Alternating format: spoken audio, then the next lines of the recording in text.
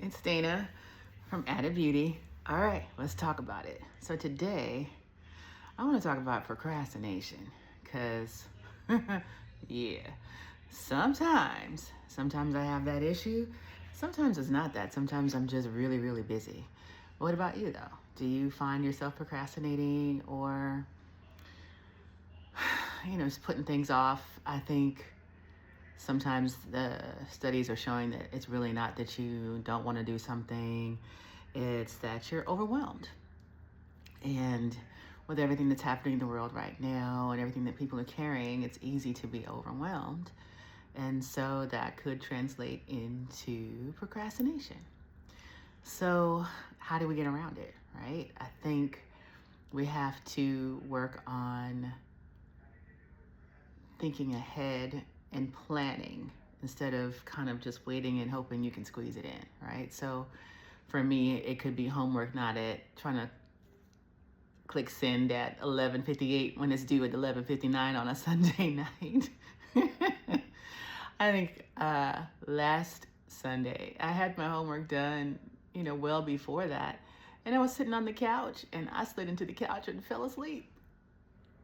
And then I woke up and it was like 12:05 and I did the Florida Evans, damn. I mean, they're cool and everything, so they just were like, girl, it's fine, whatever, get it together. But yeah, I gotta, I don't know, I can't beat myself up because I think in the last week I have done all kinds of schedules, payroll, 80 plus performance evaluations, laundry, dishes, cooking, errands. I went to that conference, and my homework and stuff for the business, even though my daughter basically runs it, and talked to friends, caught up a little bit, tried to have a little bit of weekend. And then, yeah, every night I'm doing stuff, try to find a job to apply to, so I can try to keep that cadence of applying to at least one thing per day or per night. And so it's not that I'm not being productive. I'm actually kind of hyper productive. This week I've already done a bunch of other reports, welcomed 4 new employees at my job and, started with their orientation process. Working through putting up a presentation display for when the surveyors show up to our hospital. We're getting a magnet redesignation, and see how I claimed it and said we're getting it, not we're working towards it. So that's happening next week, but all the departments have to have like their pep rally board of look at all we do, look at how wonderful we are, look at our metrics. Look at our people, look how clean we are. So there's all this running around to make sure the department looks good, make sure staff knows what to say and do, make sure our presentation board is popping, and then lots of get ready meetings that the hospital is doing. So yeah, I always feel like I'm not getting enough done, but then at the same time I realize I'm doing a lot of things. I think it's just I'm not getting enough done of the things that I want to do for me. And so I think I've told you guys I'm listening to, you might as well call it like podcasts, I guess, but with some opportunity for people to be interactive with it towards the end. And so Mondays, Wednesdays, and Fridays, it's about an hour. And the rest of the days of the week, it's maybe 5 to 10 minutes of some sort of motivational, but Christian-based motivational commentary. And people are still kind of working through their feelings and emotions about the things that they experienced at the weekend event that I went to, the boot camp, because it did include some worship and it did include some, some speech about people's beliefs. Nothing like it wasn't anything weird, I guess is the best way to say it.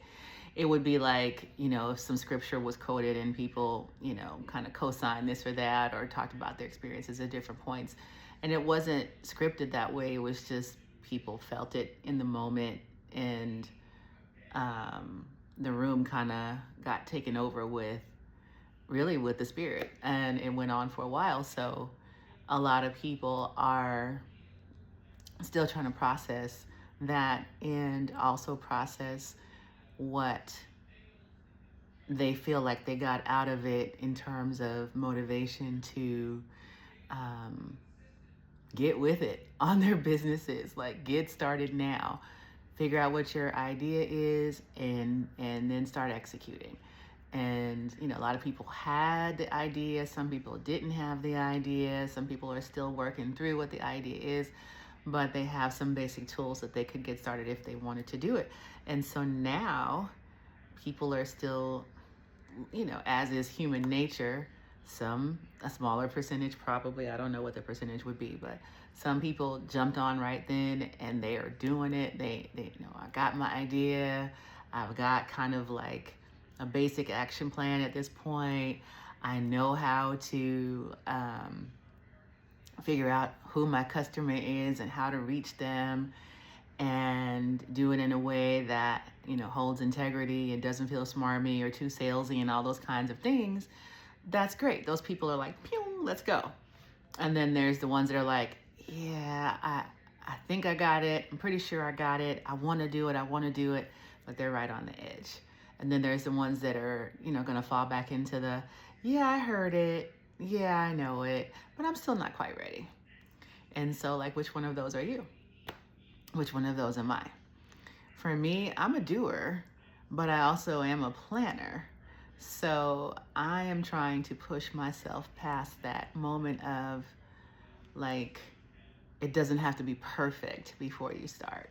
And I've seen a lot of different coaches, motivational speakers, all kinds of people say, yeah, do it early, do it often, do it dirty, just do it. Like, it doesn't have to be perfect. Just put it out there and start.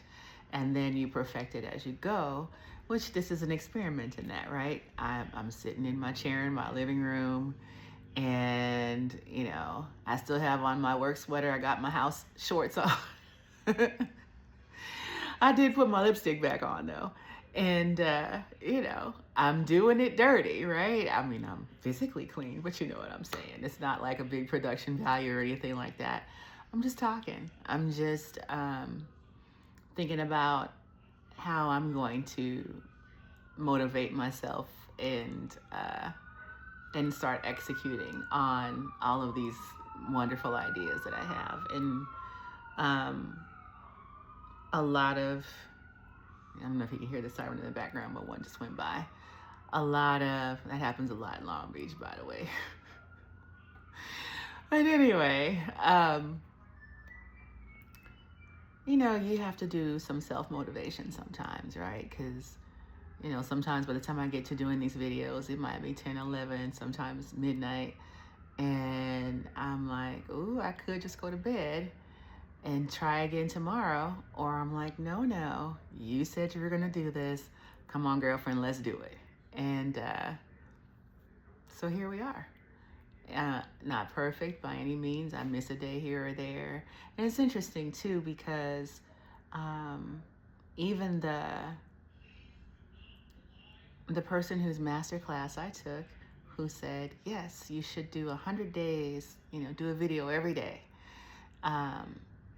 And she has set that goal for herself, and she's surpassed 100 days and is, working towards a year, I think, or something like that now.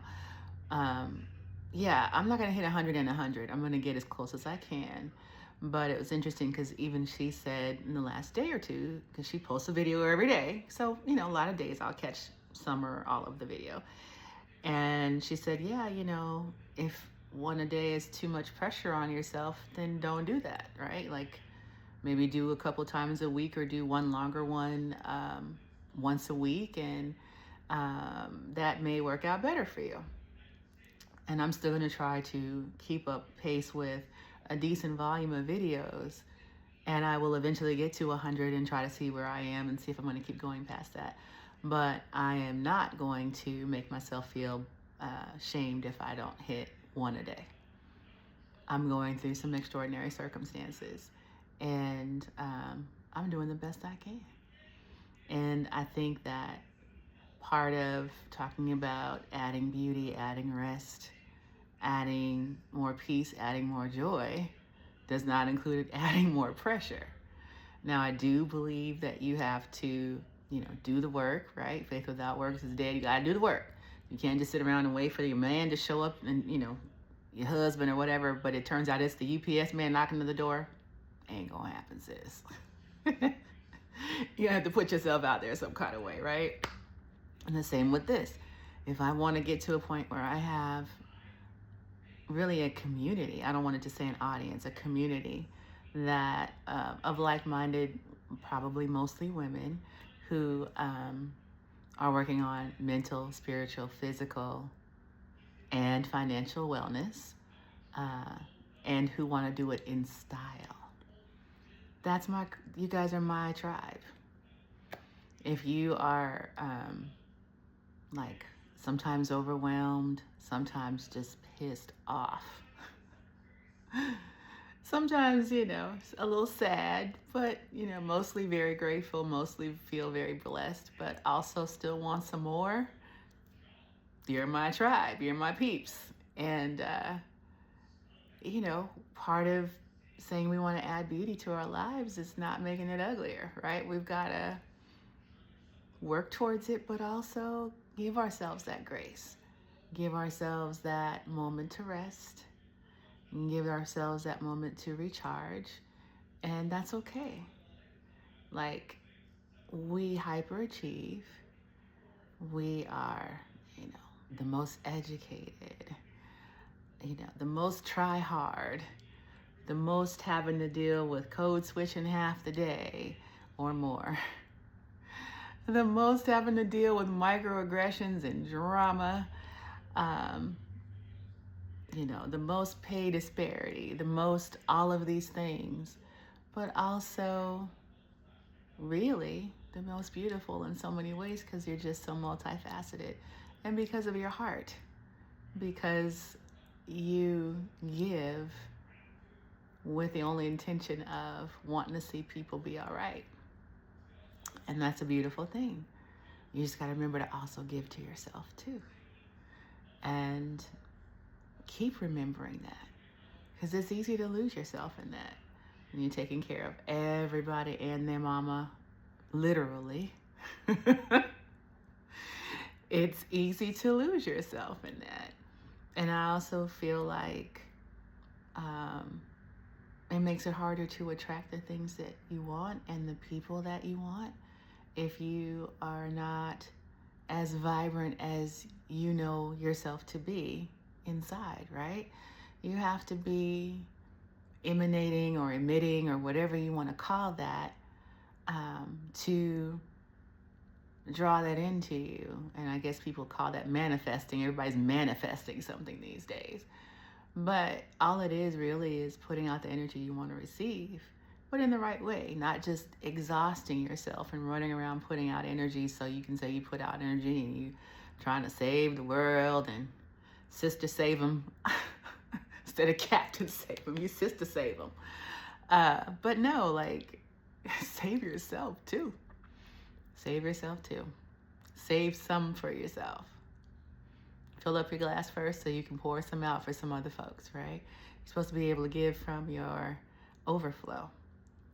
And if you're running on half empty or a quarter tank, like sometimes we let ourselves get down to fumes, you don't have anything else to give. Or if you do, you really don't have anything left for yourself.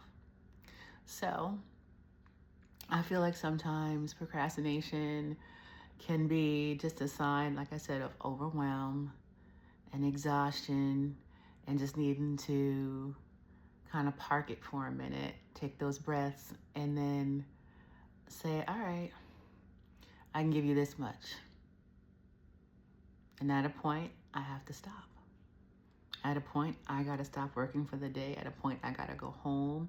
At a point, I got to hang up with you and not let you unload all your burdens on me. At a point, I've got to go take that walk around the block and move my body. At a point, I've got to be intentional about what I eat instead of eating on the fly or eating all that takeout or eating all that, DoorDash or whatever it is, although I do love me some good DoorDash. But you know what I'm saying, because for one, that's not financially sound. You spend a lot of money doing that. Two, your nutrition is probably not going to be what you need to fuel your body, to fuel your energy, to fuel your brain, and to, keep you healthy. And, because you're not able to monitor what those ingredients are to know. I mean, is it organic chicken? It doesn't have all this arsenic in it like most chicken does in the U.S. Is the wheat flour bromated and sprayed with Roundup or whatever the equivalent of that is, and you're eating that, your oats. A lot of people think they're eating healthy by eating oatmeal every day, and unless you're real specific about your oatmeal, it's got a lot of toxins sprayed on it. And so, it's small things and big things. It's taking those few moments, instead of doom scrolling, maybe you look up what's in your food. Maybe you turn on a YouTube video or something and you do home exercise for a few minutes. It doesn't have to be a long time, but it's better than no time, right? Maybe instead of watching some reality TV show or the news that just will piss you off, listen to an audiobook that's something that's inspiring, or learn a new skill. Everywhere that we turn is telling us we need to learn AI better so we don't get eliminated in our jobs and things. I think it's a difference in the way you spend your time if you think about it like a commodity. And it's a limited commodity, right? So how many hours are you spending on your sleep and your sleep routine? How many hours are you spending on your personal self-care? That's part of your soft life journey, right? How many hours are you spending on your meal preps or just in your meals? And are you having your meals in such a way that you can actually enjoy the experience? You eat to live, but sometimes it's okay to live to eat too, as long as you're not doing it in excess, right? Do you set the table nice? Oh, that reminds me. Maryland, there was a nurse, I'm sure she's somewhere still being fabulous. This nurse from the Philippines, her name was Marilyn, and I worked with her in the NICU years ago. And, she had some stuff going on. She had a house person that came from the Philippines, and she, I guess, was like her housekeeper / whatever. And she also, chefed for her and everything else like that. And Marilyn came to work every day. She had a placemat. She had real silverware and, plates. She had food that was home cooked. And when it was time for her lunch break, she laid it out. She had her placemat, her napkin, her silver, and then her food. And so she made it an event. While the rest of folks were going to the cafeteria and getting chicken tenders and fries. It could be simple things like that, right? You can make some kind of commotion for yourself in all kinds of ways. That once you get that in your routine, it doesn't really add more time, but it adds more grace, more joy, more beauty. And it might be motivating, right? It might energize you. Okay, I had my nice meal. Now let me get after it. I'm a believer in the don't keep your good china in the cabinet kind of person. Because life is happening, right? If you wait for holidays, you use your china maybe 4 times a year, right?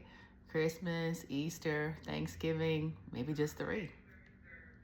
And whatever else, maybe Valentine's Day or something, 3 to 4 times a year. Why would you spend all that money, have beautiful china, and you could set a nice tablescape on a regular basis, and enjoy your stuff versus, oh, I've got to be so super careful. You're missing out on living, Use your crystal, use your china. Like, let's do the thing. Set a pretty table. Even if it's not, setting up a whole tablescape, which I do like to do. And I pull it out. I don't use it all year, but I'll at least do it if I'm having people over for dinner. I don't wait for the holidays. And I should do it more too.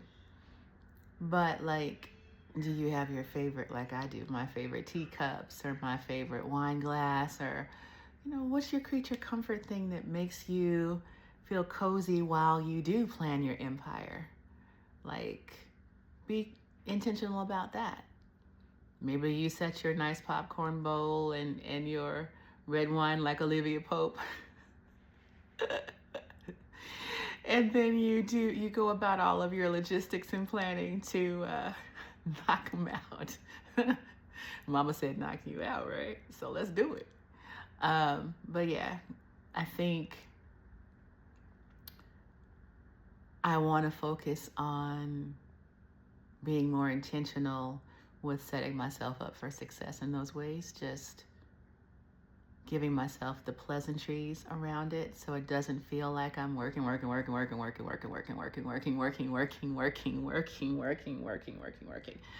And sometimes I get to play. And sometimes I get to rest. And sometimes I get to just daydream and have those $1 million ideas bubble up. I want that for you too. I think that we are such a spiritual group of women, and we have knowing. We have, like I said, sometimes I joke and call it that ESPN. Some of us have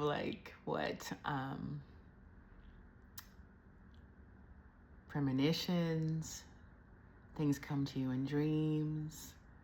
Sometimes you hear things and you're supposed to be obedient to say it to the person that you're by, or do the thing right away.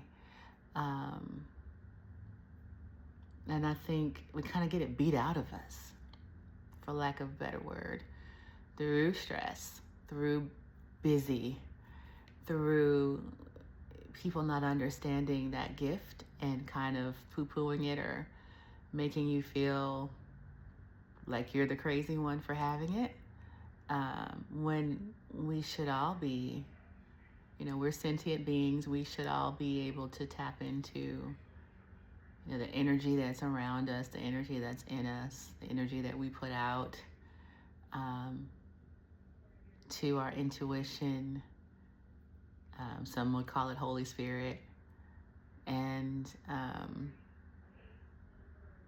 to really letting that guide you so that you don't have to learn the same lesson over and over again. Don't let somebody talk you out of what you know that you know that you know. And you could save time that way too.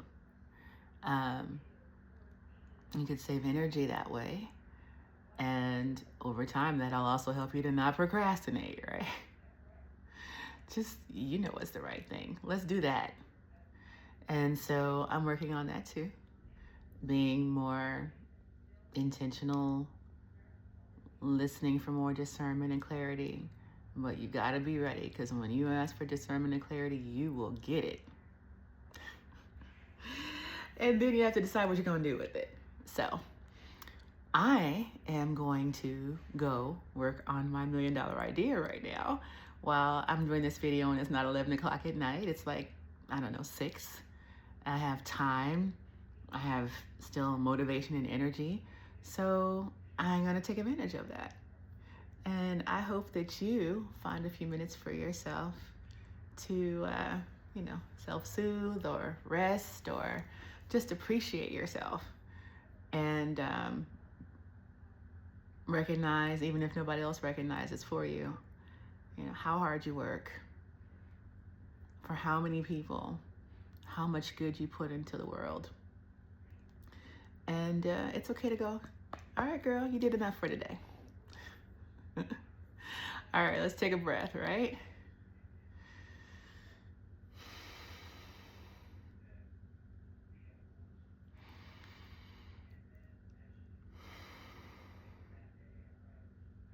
All right. Be easy with yourself. Add a little beauty to your life. Add some friends to help me get my channel going. Come on now. Like, subscribe, tell somebody. Come back and see me again. I'm going to try to string together a couple things that make sense for us to keep talking about. And I'll see you tomorrow.